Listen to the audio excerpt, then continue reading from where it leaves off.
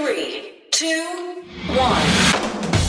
7 things you probably didn't know you need to know. I'm Jamie East and this is the Smart 7.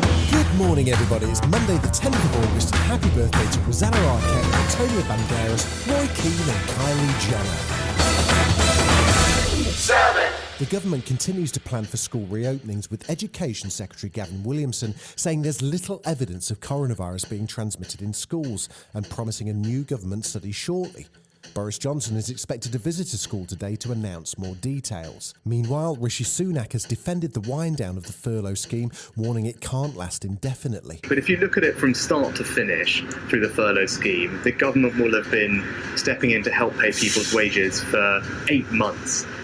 Which I think most reasonable people looking at that will say, gosh, that's not something that can carry on forever, and that's quite a long period of time. So in common with almost all countries around the world in one form or another, their versions of this are slowly being wound down towards the end of the year. 6. The Met Police have become involved in another racism row as Labour MP Dawn Butler was stopped while driving to Sunday lunch through Hackney with a friend. The police say the car's registration was entered incorrectly and apologised, but Dawn says the police are systematically racist. There's no other reason why the police stopped me and my friend. I asked them quite categorically, why have you stopped us? And I said to them, if you're stopping us because we're driving a nice car, then there's something wrong. If you're stopping us because the car is registered to North Yorkshire, then there's something wrong. And if you're stopping us because of the colour of our skin, then there's something wrong. So you can scratch your head or think about this any way you can. I can't really figure it out. The United States hit 5 million cases of coronavirus this weekend, adding 1 million cases in just 2 weeks. And Dr. Fauci is not optimistic about any silver bullet in the near future. The chances of it being 98% effective is not great, which means you must never abandon the public health approach. You've got to think of the vaccine is a tool to be able to get a pandemic to no longer be a pandemic, but to be something that's well controlled. Meanwhile, Donald Trump spent the weekend on vacation in his golf club and made a series of announcements and executive orders, including changes to taxes and promises of reduced relief funds for those affected by the pandemic.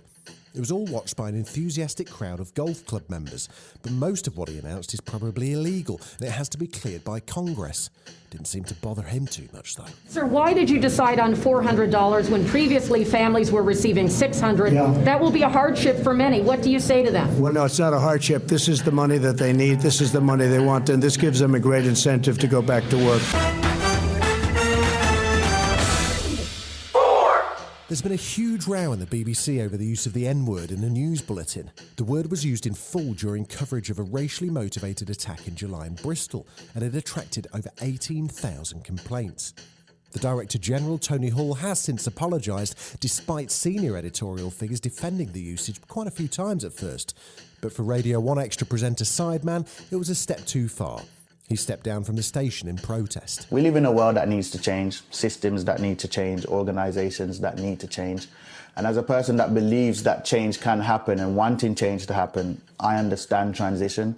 I understand it's not something that's going to happen overnight, that there will need to be a lot of learning and unlearning and tearing down of certain building blocks of our society that took a long time to build up. So I'm okay with process. I'm okay with waiting within reason for certain things to change. But the BBC sanctioning the N-word being said on national television by a white person is something that I can't rock with. 3. The odd summer football season continues, and there were Champions League games on Friday and Saturday night. Man City sailed through to the quarter-finals with a 2-1 win over Real Madrid, while Chelsea confirmed their exit from the competition, losing 4-1 to Bayern Munich. Meanwhile, in motor racing, it was the 70th anniversary Grand Prix at Silverstone on Sunday, and Red Bull driver Max Verstappen won the race after a surprisingly poor performance from Lewis Hamilton and Mercedes.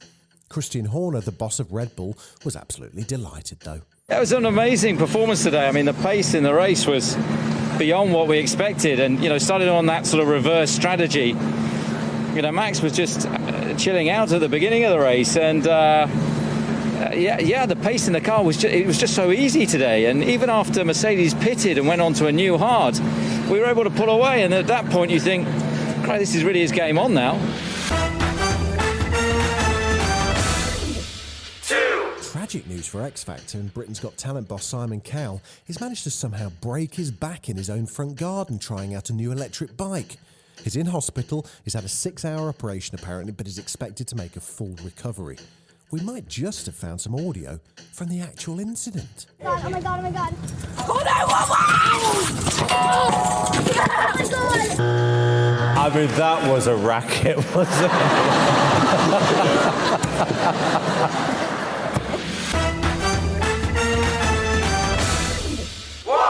Now, because of coronavirus, this year's I'm a Celebrity, Get Me Out of Here is going to be filmed in the UK in a ruined castle, apparently. Dermot and Rochelle, who were filling in on this morning, had the details, and clearly Rochelle is not a fan of Scotland. It's just been announced that I'm a Celebrity. Thank you. Can't say I'm a Celebrity without... You cannot! God did that. We'll be going ahead this year, but the celebrity victims will be swapping shorts and T-shirts for thermals. Yes, that's because the 20th anniversary edition of the show will not be from Australia this year, but will be broadcast live from a ruined castle somewhere in the British countryside. Now, makes it a whole different booking. I wonder sort of where it could be. I doubt Scotland. I think it's quite dark. Maybe, I don't know, maybe Cornwall. Cornwall would be amazing. Maybe, Cornwall would be fabulous. This has been the Smart 7. Be smart, wear a mask. We've got an Alexa skill now, so enable us and then just say, Alexa, play the Smart 7. We're back tomorrow at 7 a.m. Like and subscribe wherever you get your podcasts.